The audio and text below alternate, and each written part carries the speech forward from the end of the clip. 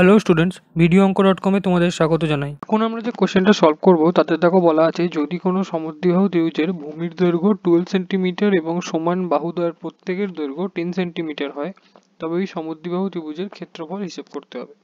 তো এটা মনে করি সমদ্বিবাহু ত্রিভুজের ভূমি, আর সমান বাহুদ্বয় হচ্ছে এই দুটো। তো ভূমির দৈর্ঘ্য হচ্ছে 12 সেন্টিমিটার আর সমান বাহুদ্বয় প্রত্যেকে হচ্ছে 10 সেন্টিমিটার, কোশ্চেনে বলে দেওয়া আছে।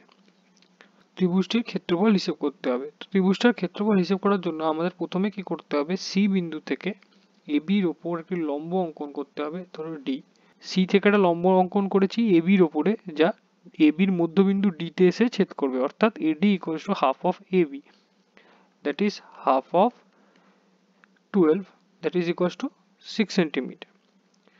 তো আমাদের এইটা হলো 6, এইটা জানি 10, এইটা বার করতে হবে, অর্থাৎ সিডি বার করতে হবে। তো পাইথাগোরাস থিওরেম কাজে লাগিয়ে আমরা লিখতে পারি CD equals to root over of AC square minus AD square.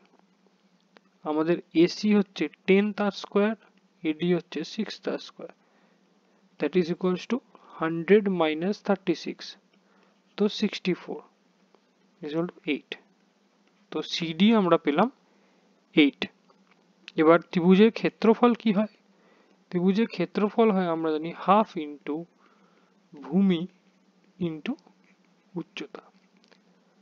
Half ভূমি হচ্ছে এখানে আমাদের 12 ইন্টু উচ্চতা পেলাম 8, দ্যাট মিনস আমরা এখান থেকে করতে পারি 48 বর্গ সেন্টিমিটার। এটাই হচ্ছে সমদ্বিবাহু ত্রিভুজের ক্ষেত্রফল। Thank you for watching my video. For more solutions like this, please visit vironko.com.